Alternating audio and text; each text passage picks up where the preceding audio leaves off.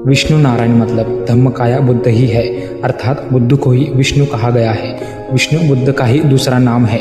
यह बात ब्राह्मणों ने जानबूझकर छुपाई ताकि विष्णु के नाम से बुद्ध को छुपाया जा सके।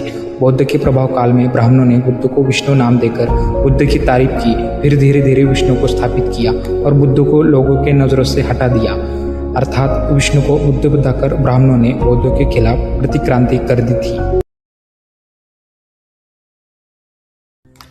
नमस्कार दोस्तों, स्वागत है आपका इस नए वीडियो में। वाल्मीकि रामायण के रचयिता ने बोधिसत्व राम की दशरथ जातक कथा के प्रमुख पात्रों को चुराकर नए उपपात्रों को ढूंढने के लिए अन्य जातक कथाओं का भी सहारा लिया। इसलिए जब चोरी की जा रही थी तब वह काल निश्चित तौर पर गुप्ततर काल रहा होगा, क्योंकि बौद्ध शासकों के समय यह संभव नहीं हुआ होगा। बहरहाल इसकी वजह जो भी हो, लेकिन वाल्मीकि रामायण के रचयिता ब्राह्मणों ने कई शताब्दियों तक रामायण की नई कथा में घटाया और बढ़ाया, लेकिन बौद्धों के जातक कथाओं के सहारे या उनके प्रतीकों को गलत ढंग से प्रस्तुत करके बौद्ध धर्म को क्षति पहुंचाना उनका मुख्य मकसद था। महाभारत की तरह रामायण में भी ढेर सारी जातक कथाएं सम्मिलित की गई है और वह कार्य बहुत ही कौशल्यपूर्ण ढंग से किया गया है। दशरथ जातक कथा के बाद दूसरी महत्वपूर्ण कथा देवधर्म जातक का भी बहुत चालाकी से इस्तेमाल किया गया है। इसके बाद साम जातक, महाजनज जातक, चित्त संबोध जातक, नकीनेका जातक, इंद्रिय जातक, अंबुलस जातक, सुजाता जातक, मारुत जातक, निग्रोध जातक, वेस्सर जातक और अन्य भी जातक कथाओं के पात्र, प्रसंग या गाथा का वाल्मीकि रामायण में बखूबी से चोरी करके इस्तेमाल किया गया है। इस तरह की खिचड़ी पकाकर ब्राह्मणवाद का तड़का दिया गया है। उपरोक्त जातक कथा रामायण में कैसे सम्मिलित की गई, इसका तुलनात्मक अध्ययन करने के पहले यह समझ लेना भी जरूरी है कि ब्राह्मणों ने राम का अवतार क्यों घोषित किया।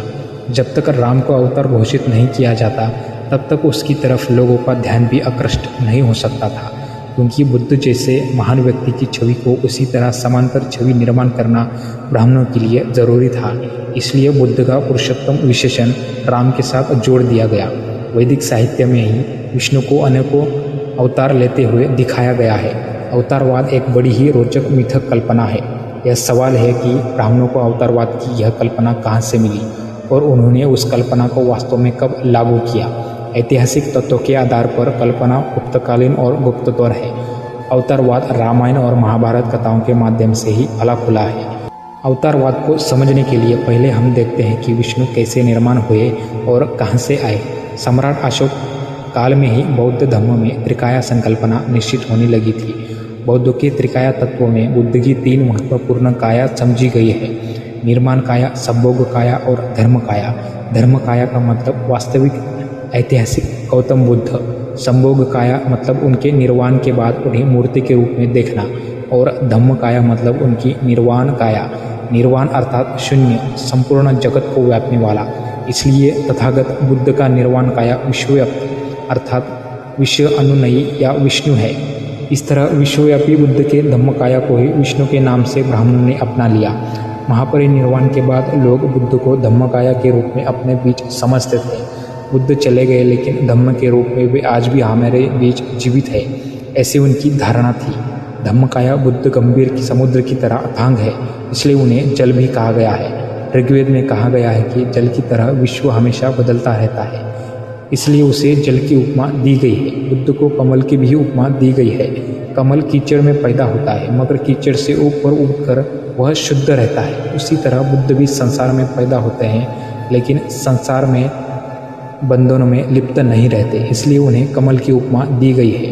प्रवाही जल बुद्ध के अनित्यतावाद और निर्गुण विश्व को दर्शाता है और उस पर उठा हुआ कमल सुगुण विश्व को दर्शाता है।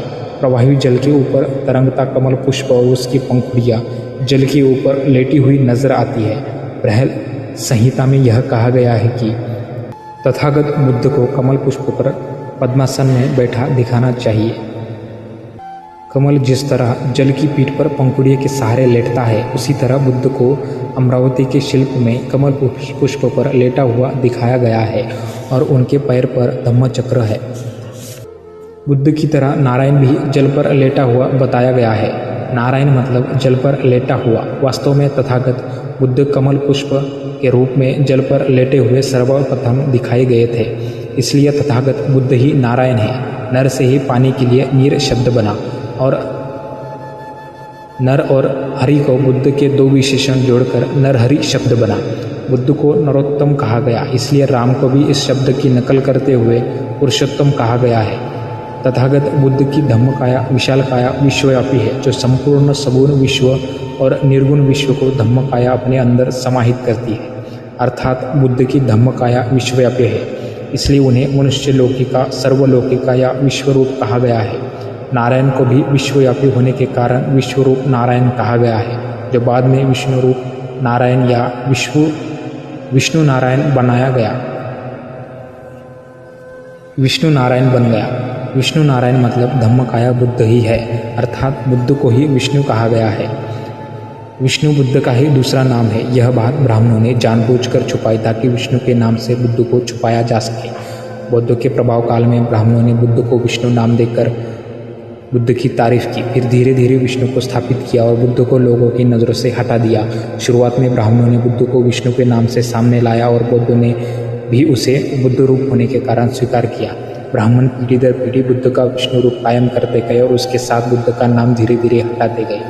बुद्ध ब्राह्मण विरोधी है, तो बुद्ध रूप विष्णु को ब्राह्मण समर्थक बनाया गया। विष्णु को ब्राह्मण समर्थक दिखाने के लिए ब्राह्मणों ने अपने पुराण कथाएं लिखी, इसलिए आगे चलकर बुद्ध और उनका धम्म पीछे हटता गया और विष्णु के साथ साथ ब्राह्मण धर्म फैलता गया। अर्थात विष्णु को बुद्ध बताकर ब्राह्मणों ने बौद्ध के खिलाफ प्रतिक्रांति कर दी थी।